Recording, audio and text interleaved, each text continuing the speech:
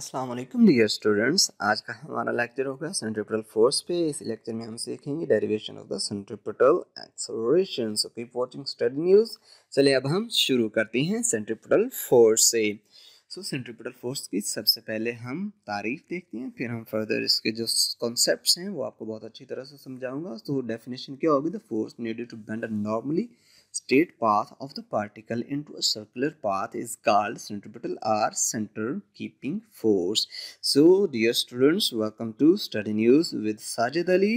Search this YouTube channel on YouTube for watching more lectures on physics. So keep watching Study News with Sajid Ali.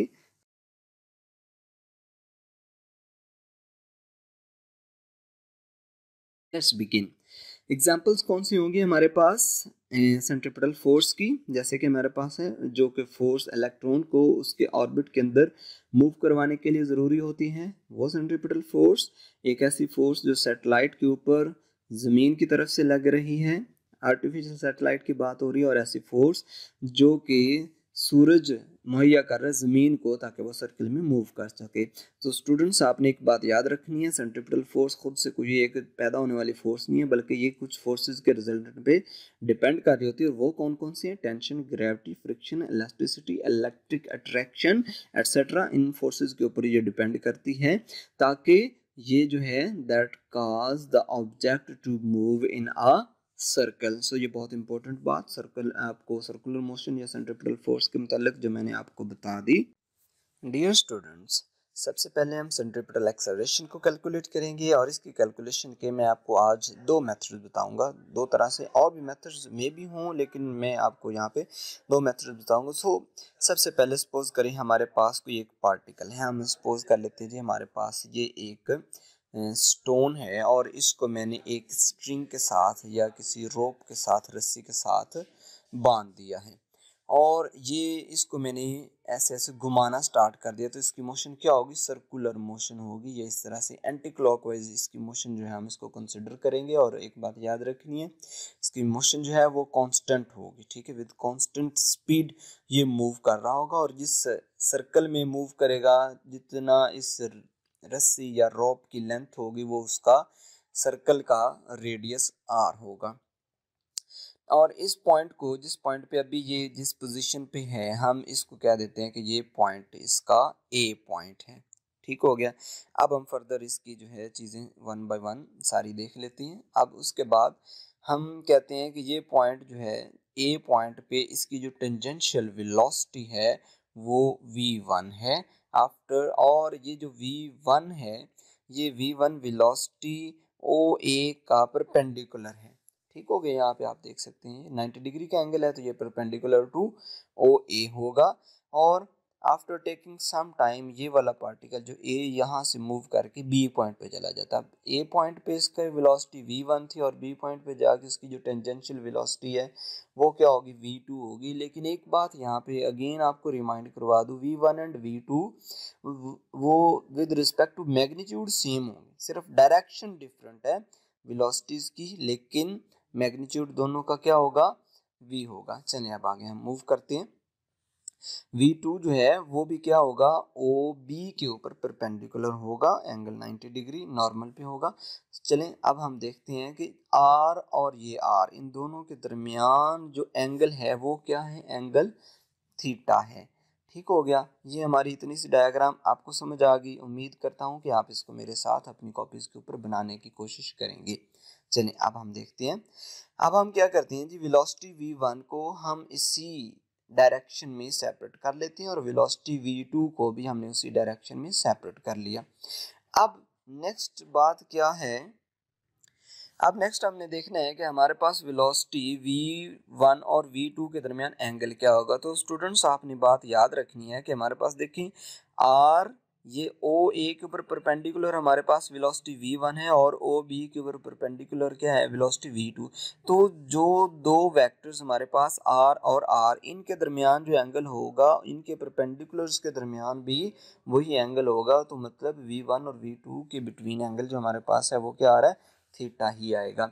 चलिए अब point A से point B तक move करने में जो time required था वो क्या होगा? That is delta T. अब हम क्या करते हैं जी, हम v1 ए से बी के दरमियान ये वाला जो डिस्टेंस है उसको हमने लिख लिया, तो ये हमारे पास क्या होगा, डेल्टा वी, यानी change in velocity from A to B जितना आया विद डेल्टा टी टाइम, वो हमारे पास कितना आ गया, डेल्टा वी। सो इसको आपने याद रखना है, ये वाला जो रिलेशन है इसको हम आगे भी यूज क्या करना है जी हमने। नेक्स्ट हमारे पास देखें, अब इस हमारी जो ट्रायंगल है इसको अगर आप ध्यान से देखें तो v1 के हेड से हमारा नेक्स्ट वेक्टर का टेल जो है वो स्टार्ट हो रहा है, और अगेन हमारे पास ये वाला जो v2 है ये एक रिजल्टेंट वेक्टर आ रहा है, तो हम v2 को लिख सकते हैं कि v2 is the sum of v1 and delta v, v1 and delta v का समेशन हमारे पास जो है वो क्या आ रहा है, v2। सो इसको मैं अगर रीअरेंज करूँ इक्वेशन को तो delta v is equal to v2 minus v1 लिखा जा सकता है। Students keep in mind this equation, delta v हमने यहाँ से निकाला। सो अब हम क्या करते हैं जी, नेक्स्ट देखें, ये वाला हमारा सर्कुलर मूव कर रहा है विद यूनिफॉर्म वेलोसिटी। हमने क्या किया, पहले हमने एंगल बड़ा लिया था, मैं क्या करता हूँ, मैं कहता हूँ कि इसका एंगल मैं ज़्यादा छोटा ले लेता हूँ, एंगल को मैंने स्मॉल कर दिया, स्मॉल एंगल को मैंने, वेरी स्मॉल एंगल है तो उसको मैंने थीटा के बजाय डी थीटा का नाम दे दिया।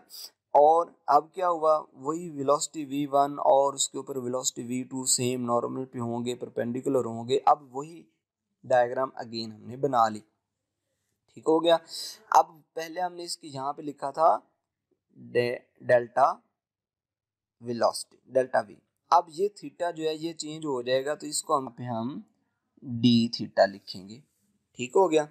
चलिए अब हम आगे मूव करते हैं। ओके, सो अब देखें D V is equal to क्या आ गया, v2 माइनस v1। हमने अभी स्मॉल एंगल कर दिया। अब ये स्मॉल एंगल करने का मकसद क्या है, क्योंकि ये एक स्ट्रेट लाइन हमने यहाँ पे डी वी क्या हमने लगाया, स्ट्रेट लाइन लगाई। तो स्ट्रेट लाइन कब होगी, जब ये डेल्टा थीटा बहुत कम होगा और एक सर्कल की आर्क जो है वो जब बहुत ज़्यादा स्मॉल होगी तो ऑलमोस्ट क्या हो जाती है, स्ट्रेट लाइन हो जाती है।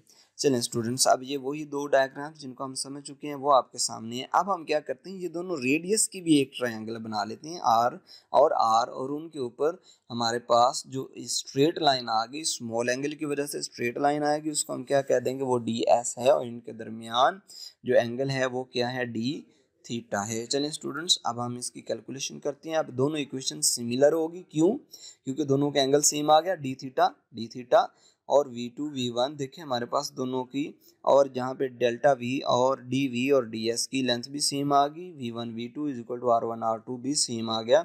सो अब स्टूडेंट्स हमें क्या करना है, क्योंकि वेलोसिटी भी सेम, रेडियस भी सेम, कांस्टेंट आ गए। हमने पहले कहा था कि with respect to magnitude same आएगा।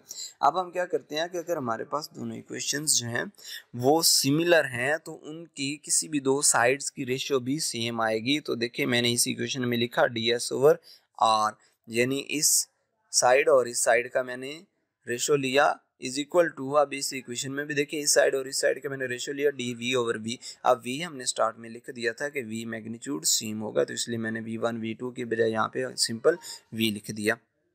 सो मैं क्या करता हूँ, अब इस इक्वेशन को मैंने बोथ साइड पे dt से डिवाइड कर दिया। एक बात स्टूडेंट्स याद रखनी है, मैंने इनको बोल्ड किया हुआ है ये वेक्टर क्वांटिटीज की वजह से। चलें dt से मैंने डिवाइड कर दिया। अब यहाँ पे देखिए इतना पोर्शन जो है ds ओवर dt हमारे पास क्या आ जाएगा, ds over dt, change in displacement हमारे पास क्या आ जाता है, वेलोसिटी, और चेंज इन वेलोसिटी क्या आ जाता है, एक्सेलरेशन आ जाता है। लेकिन यहाँ पे एक बात आपने देखनी है कि ये वेलोसिटी में जो चेंज है वो क्या है, डायरेक्शनल चेंज है। हर पॉइंट पे वेलोसिटी चेंज होगी। Like this video, subscribe to my channel, hit the bell icon and share with your friends. Acceleration होता है स्टूडेंट्स, उसको हम क्या बोलते हैं, that is centripetal acceleration. Okay, अब हमारे पास v over r is equal to A C over we. So v को अगर मैं इस तरफ ले रहा हूँ v मल्टीप्लाई हो जाएगा, तो सेंट्रीपिटल एक्सेलरेशन क्या आ जाएगा, v स्क्वायर ओवर r। ये हमने एक मेथड से सेंट्रीपिटल एक्सेलरेशन को कैलकुलेट कर लिया। अब सेकंड मेथड देख लेते हैं, वही डायग्राम होगी हमारे पास। अब इस डायग्राम में से मैं आपके पास देखें, हमें पता है एक्सेलरेशन का फार्मूला क्या होगा, delta v by delta t, यानी चेंज इन वेलोसिटी, ठीक है, rate of change of velocity is called acceleration. तो अब इस इक्वेशन के मुताबिक देखें कि हमें जितना टाइम लगा पॉइंट ए से पॉइंट बी तक जाने में इस पार्टिकल को, तो वो क्या था, डेल्टा टी था। और according to S is equal to V T, delta T की वैल्यू हमने निकाल ली एस ओवर वी। सो अब एस ओवर वी जो है ये वाली वैल्यू डेल्टा टी की मैंने इस इक्वेशन के अंदर डेल्टा टी की जगह पुट की, तो मेरे पास ए इज इक्वल टू क्या आ गया, v delta v over s. So मैंने say this is equation number 1। अब हम मूव करते हैं, हमने पिछले जो प्रूव किया उसमें हमने एक रिलेशन जो कि दोनों ट्रायंगल्स की रेशियो हमने निकाली थी s over r delta v over we. So इसको अब हम रीअरेंज करते हैं, यहाँ से डेल्टा वी की वैल्यू निकालेंगे तो वो क्या आ जाएगा, delta V is equal to V S over R. Students अब ये वाली जो वैल्यू है मैं इस डेल्टा वी की जगह पे पुट करूंगा यानी इक्वेशन नंबर 1 में, तो मेरे पास ए इज इक्वल टू क्या आ जाएगा, V over S times V S over R. तो यहाँ पे एस से एस जो है कैंसिल आउट हो जाएगा और हमारे पास सेंट्रीपिटल एक्सेलरेशन की वैल्यू क्या आ जाएगी, V square over R. So students यहाँ तक हमने सेंट्रीपिटल एक्सेलरेशन कैलकुलेट कर ली, लेकिन हमारा टॉपिक क्या था, सेंट्रीपिटल फोर्स को कैलकुलेट करना। सो सेंट्रीपिटल फोर्स के लिए हमें पता है according to Newton second law of motion F is equal to M A. तो चूंकि हमने सेंट्रीपिटल फोर्स मालूम करनी है, सेंट्रीपिटल फोर्स है तो मैस उस पार्टिकल का वो खास सर्कल में मूव करे, लीनियर मूव करे, मैस सेम रहेगा, तो एक्सेलरेशन भी क्या होगा वहाँ पे, सेंट्रीपिटल एक्सेलरेशन। अब सेंट्रीपिटल एक्सेलरेशन का फार्मूला इसमें पुट करते हैं वी स्क्वायर ओवर आर, तो हमारे पास सेंट्रीपिटल फोर्स की वैल्यू या उसका फार्मूला क्या आ गया, M V square over are.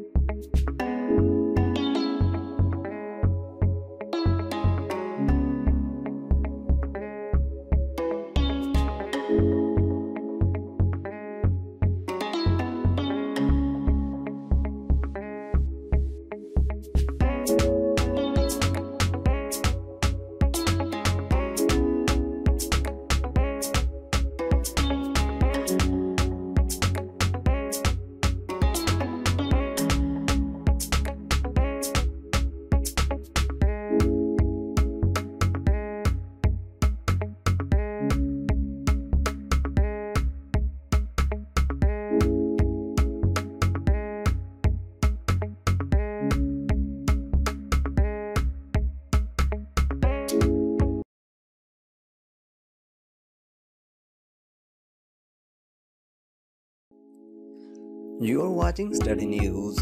Like this video, subscribe to my channel, hit the bell icon and share with your friends.